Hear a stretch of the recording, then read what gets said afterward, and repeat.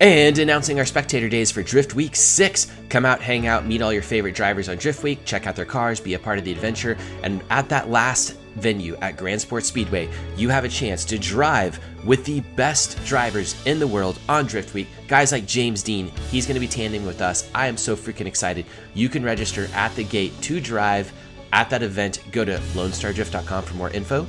There we go. Let's get started with this video. I'm so excited about this stuff, guys. Hello, YouTube. We have 30 days to get these cars ready for the James Deane Drift Week 6 stuff. I'm over here at ECU Master today, and it is mind-blowing how much they have to go, how much they've already done, and how little time they have. So we just finished the cheap car $1,000 build where they were complete liars, JR and Keegan. Did you see that, by the way, Zach? I saw the prints. I haven't seen any of the content yet. It was very funny. Yeah, the car was a piece of whatever.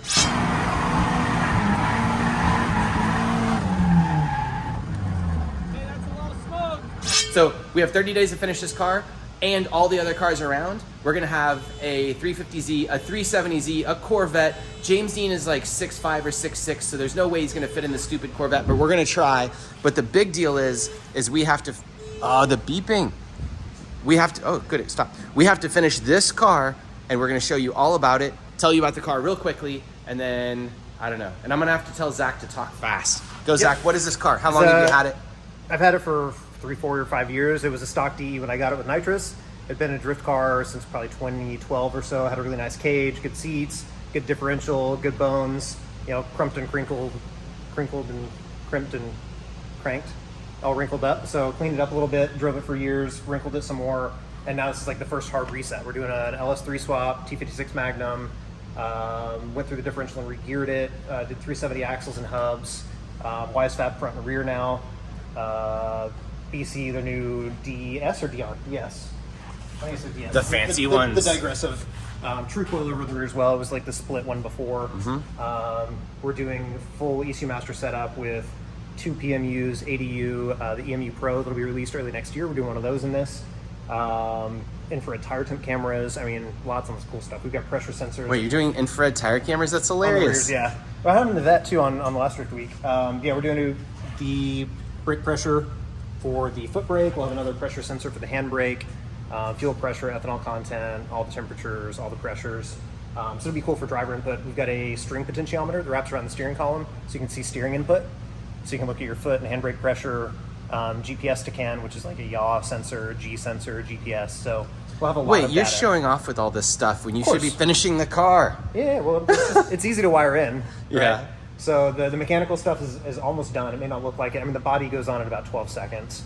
The front cross member's been modified for the rack relocation for the WiseFab. That's all done. The motor, we just have to center the bell housing. It needs offset dowel pins, and then we can slap the trans on. Motor and trans go in. Drive shaft is ready. Diff is in. Rear subframe is in. It's like most of the assembly is actually done. It looks in pieces, but it needs like some seats and carpet and doors and some sheet metal. Well. Yeah.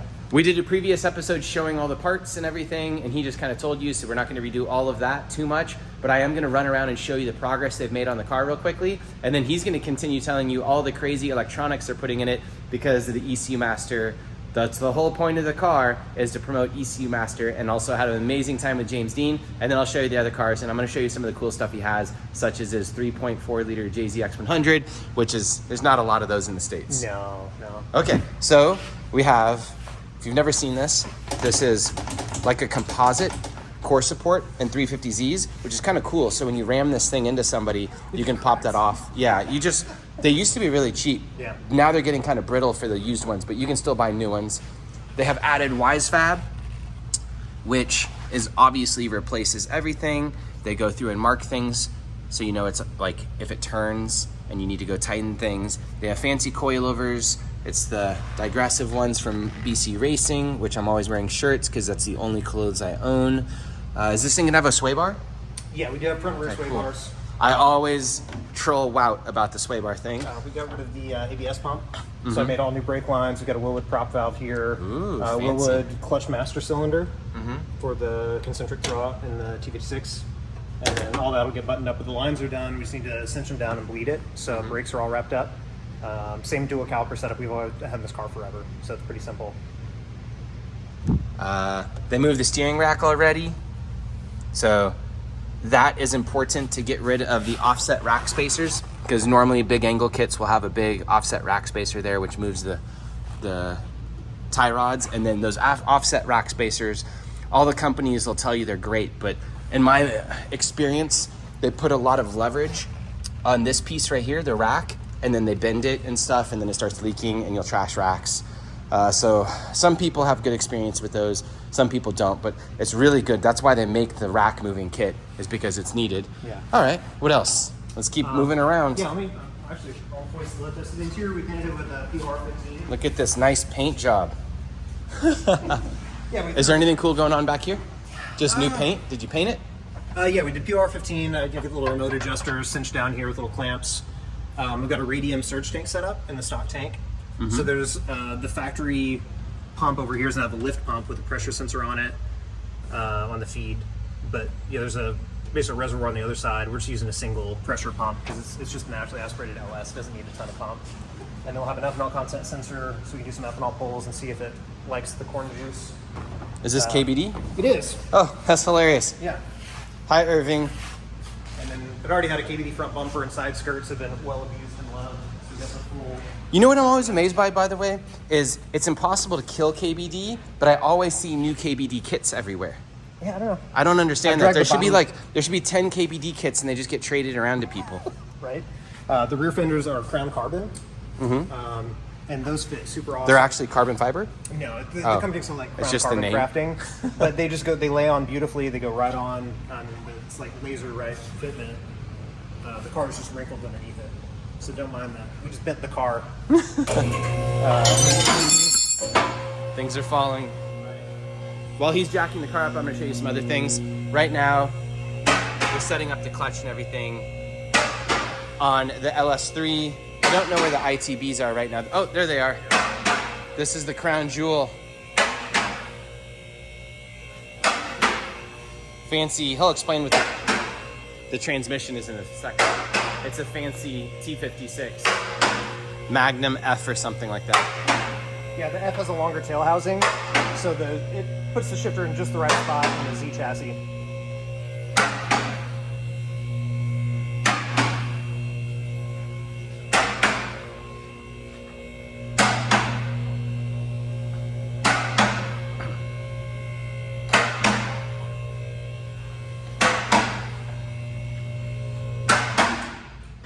This is crazy. This was like a throwaway Z shell almost at one point that you gave no F's about. Yep. And now the rear suspension costs more than that car. Yeah. Yeah. So we did a 410 gear set. It already had it's a Cusco or a Cause differential in it. That was in it when I got it. I think it's a Cusco. Can't remember. Z1 Motorsport sells a 370Z axle conversion. That's the wheel bearing hub assembly and the axles. So those are brand new.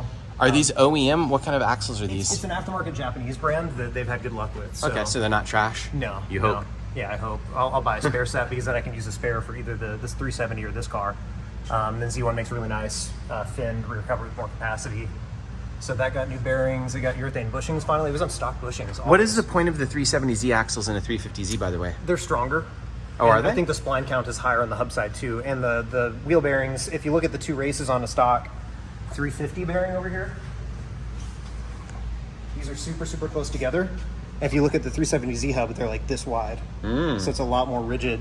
The bearings live a lot longer, and I'm pretty sure the spline count is higher. But if you do the hubs with the axles, it all, like the math works out and they bolt right in. Now, what's the point of all the WiseFab rear stuff? Part of it's adjustability. Part of it is all the stock stuff was really pretty trashed.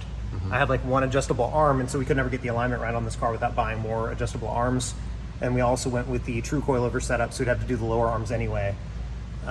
So, you know, some of it's Just adjustability. might as well just buy it all. Yeah, and honestly, at the power level it's going to be at now, getting rid of some bushings is probably a decent idea. And then we put a new subframe in it because the old one was cracked after all the wrecks and abuse. So I got to use subframe for like $300. We'll toss that in. But I did leave rubber bushings on the subframe.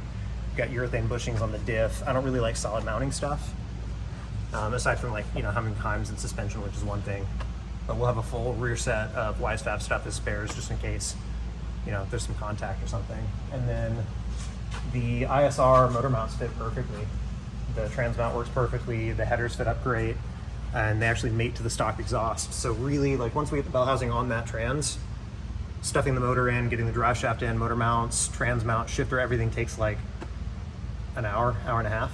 So this will look like a super complete car in like 2 hours after we get the offset dowel pins for the bell housing. So this thing goes together quick. And then the exhaust just has 12,000 gaskets, as these do. So I'm gonna belt sand all those flanges because they're all leaky, and I got Z1 makes some metal gaskets that are way nicer. While he's showing you that, grabbing that, look at the complex shape of this lower arm setup on the WiseFab kit. That is weird. All the angles and then welded here. That's a pretty complicated long arm assembly. Interesting. Yeah, there's Keep a going. Z1 metal gasket versus like the cheesy stuff they give you when you buy new exhaust, and it's not super name brand. Like you've seen them, all the like the kind of the grid texture, crappy composite gaskets. Those all blow out all the time. Got gigantic oil filter housing with a thermostat in it that'll go to a cooler, and then pressure sensors and ERP stuff. And oh, check out this flex. What is it? So you know, like Z doors never stay open. Oh my God. Yeah, I'm sick you of. bought new Z things? Well, I'm sick of having to kick the door to jump over the cage. It's like This car is going to cost like 60 grand when you're done. Don't tell my accountant. no, tell the accountant. It's a tax write-off. Writing that off. Look at this nice craftsmanship. Who did you do this, or did you make one of the boys do it? No, it was me. Such attention to detail. I mean, it's not perfect, but safety wire works in my experience a little bit better than those zip ties that we do. Oh. We're hooking up the heater core, so we've got just inline valves, so you can. Wait, is that how you turn on the heat? You just reach down and. So, I don't want the. You're heater. like, I haven't thought about that yet. Well, it gets hot in Texas, and if the heater core has full circulation all the time, if any air blows into the cabin through the heater core, you just get bonus heat. So are the valves going to be on a? Is that going to be inside or outside? It'll be in the engine bay. Engine bay. So like during the summer, you just leave those closed, right? But during the winter, when you want heat, the PMU will control.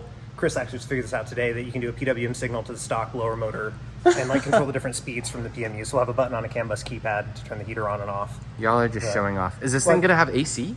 No AC. But I wanted a heater just for Now I'm disappointed. for defrosting, just because like being able to see is kind of important. So what else we have? So that's about the progress we're at on the 350Z. I think it's amazing they're going to get this thing done, because you have to remember they still have to paint it, they still have to dyno it, they still have to assemble it, they still have to tune it, they still have to test it, they still have to drive it around in the street and make sure like nothing falls off, which is a part of the testing. But because it's drift week, you need like street testing of at least a couple days of driving, and then you need actual drift testing. This was a good working car before, but it was a VQ car, and like tripling the horsepower literally. What am I looking at? So the quarters were so crunched, I went ahead and cut them and radiused them up 4 inches. Oh, I see. And then hammer and dollied it up to match, and then welded it, so we've got tons of clearance up there. Fancy pants. You overbuild every car. So real quickly, I'm going to show you some other stuff in the shop, because this is exactly what he does. Is Zach bought this JZ X100 from me for pretty darn cheap. I mean, like a fraction of what they are worth now, almost. And he's like, oh, it was such a good deal, whatever. And then he put a T56 in it, and then he went drifting, and then he put a bigger turbo on it, and then he put a 3.4 liter stroker motor in it because he owns a stroker company. So yeah, we distribute, we're waiting on our first shipment, but ZRP, so they make billet crankshafts, connecting rods, so. He has to flex on everybody. Well, if you're gonna do it, I mean, the machine Flex work costs hard. the same, right? Yeah, no, I get it, but not everybody has a 3.4 liter JZ X100 in their shop. Super cool parts in it. It's like stock interior that's super nice. No cracks in the dash. Nice seat over there, comfy. So he built this as a drift week car, and then it became too nice to actually tandem on track. So then he needed another drift week car, and he keeps like collecting these things because this would be really good for James Deane because it's right-hand drive. Correct. But it's too nice, and it's now Zach's baby. Well, and here's the thing, it's not sustainable in the U.S. That's the problem. Unless you have 3 parts cars you can pull sheet metal off of. But a Corvette, on the other hand, you can get Corvette parts everywhere. It's very easy. So this is also my old Corvette. Have you bought any more cars for me than that? I think it's just those 2. Just 2? Yeah. Well, I have a JZX coming, and he keeps making a joke, Yeah. and I keep joking back that I'm going to sell it to him, but probably not. I want the thing. But it's a fun joke. This is my old Corvette. This is the original one in the Lone Star Drift YouTube channel. He has since added WiseFab. This thing used to not start, by the way. Did you ever figure all that out? Yeah, there was a bunch of dumb stuff. You're like, I hope so. The main one was at some point somebody was working on the car, and the coil grounds are down on the side of the block. One of them was loose. So it started on like 4 cylinders, but not 8. And it was literally just like one 15 mil bolt that needed to be tightened down. I had totally different problems though. Oh, yeah, I had the yeah. problem of the stupid thing just wouldn't tell the CAN bus to start. So that was the dodgy wiring bypassing the ABS pump. Was that one? So yeah, it's had a few things here and there. It's still like it's still pretty stock electrically. I just added an ADU and infrared tire temp sensors, and that's it. It's still in stock ECU because it's a street car. Well, it drifted amazing, and the big problem with James Deane in this thing, which I'll explain in a second why we have the next step, is we have a perfectly good backup car for James Deane. Obviously, it's like 500 wheel, works really well, drifts great, has WiseFab, has BC coilovers. It sounds like I'm just plugging sponsors, but I'm not. I'm just explaining what's on the car, and it was stock arms and everything before. It's obviously a drift car with a cage. The problem is these things are incredibly small inside with a cage, and I just don't think James Deane is going to comfortably fit. We can pop the top off, but then he'll be looking at this, and we'll have the car at the event because it has completed drift weeks in the past, and it's a great car. But we need something a bit more manageable. And it's ridiculous that the height just comes down to like him not working. You would think we could just lower the seat more or do like something, but it doesn't work that way in Corvettes. Corvettes are really tight. So to complicate your life, what did you do today? I'm an idiot, and I was on Marketplace looking for things that were closer to turnkey to have a backup car for the backup car. And after a little haggling and going to see the car, I sent one of my employees to go look at it yesterday, and he said it's too nice for drifting, which means it's perfect. And there we are. Too nice for drifting doesn't mean anything. Yeah. It's only if the budget allows it. So let me show you some of the price. highlights. Oh wait, I didn't show the car yet. Let me show it. So it was salvage, so the bumper was like folded up and thrown in the car when it went through salvage auction. The rear bumper fitment's a little dodgy. Some stuff doesn't line up right, and then like there's a Gorilla Glue on the tail light, but remarkably, like everything's there down to like, I'm not kidding you, the Bose amplifier and sub, all the toolkit. So you're gonna sacrifice this car to the drift gods. Absolutely. All It's right. a salvage title car. Once they already get a salvage title, it's fair game. It's crazy that these are now down in the range of like, if it wasn't for COVID prices, this is like a $3,000 car at this point, because salvage and everything else. That's crazy. So obviously that's not what they cost today's money. Yeah. But if we fast rewound 2 years. You do the math though, like rear-wheel drive 6-speed and makes decent power. No. Like there's nothing under 10 that's really No, good. I'm telling everybody just to go, well, no, because I need them for rental cars and you're going to compete with me. Just go buy everything rear-wheel drive that's manual right now, because it's not coming back. Power seats, the interior's not super nasty. Like it's honestly, like I'm probably gonna daily this thing for a bit until I tear it apart. You're gonna get real bored with the VQ real fast. Oh, absolutely. One cool thing about these cars, by the way, is they don't make terrible power. They make like 300 wheel with a tune, but with a tune they rev to 8,000 RPM. So it's like having a really boring E46 M3 for like the revs, has a bigger engine, weighs similar to like what an E46 M3 is. Obviously it's a different balance and stuff, but as E46 M3s are super expensive, these are super cheap. So that is a James Deane backup car. Yes. So you need to do all the stuff. I didn't show you the list, by the way. He has lists on top of the cars. Let me get back over here.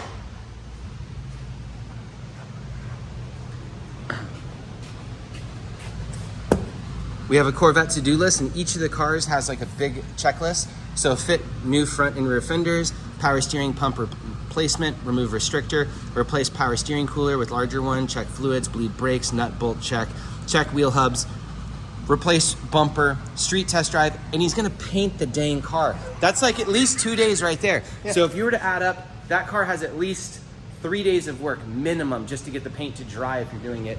That car has a minimum, because they have a huge list with paint of at least 10 days on that car and at least 4 days on that car. I think I painted this one like 2 or 3 days before I left for Drift Week. Mm-hmm. Like it doesn't need 2 or 3 days. So I literally, there's bugs in this. In fact, where's the big guy? No, 2 to 3 days to make this entire list with the paint and everything else happen. Yeah, absolutely. At least 2 or 3 days work. I like how he argues for a second. He's like, no, you're right. Yeah. But my point is right here, if you look at these 3 cars, you have at least 20 days of full time as hard as you can go work. And you're talking to me. Yeah. I'm an idiot. What can I say? Okay. Well, I think that's it. This is the update. You guys see what's going on. You're seeing the progress with the James Deane stuff. Zach will also be driving these cars as well. So it's not just for James Deane. Zach will be like, if James isn't driving that thing or the Corvette, Zach's gonna be driving these cars. It's so cool to have owners of companies like ECU Master USA driving in our Lone Star Drift events and Drift Week and everything else and being a part of the spectacle. And realistically, I'm just an enabler because everybody just wants excuses to go buy lots of dumb projects. And if you didn't have something to enable you, none of this would happen. I mean, I'd have so much more money. I know, and time and like all these other things. I bought more cars actually. I think I bought 5 cars in the past 6 cars with the JZ X100. You definitely like, yeah. I buy a lot of cars, but you're one-upping me. You're like, you better start flexing harder. Yeah. Mine are rentals though. I don't actually want these things. Right. And then Zach has all kinds of other crazy stuff that's not here or you don't see. This is my first car. Your first car ever? Yeah. Oh man, it's a JZX. I mean, what are these things called? That's more three super. No, what's the JZA70? JZA70. There you go. Is it still 1J? 1J head, 2J bottom end. So it'll get a full GE 2J head soon. How much power does it make? Actually, it wasn't real happy last time we got on the dyno. I think it's stock 1J ports, and they weren't like, it was taking a ton of boost to make power up top. So How much boost and how much power? we were only like low 20s, and it was making 700 plus. I thought you were gonna say like 54 PSI. No, it's made over 900 before, like spinning on the dyno, but I'm gonna make a more efficient setup where like it's just not fun to drive anymore with that big a turbo on it. So Yeah.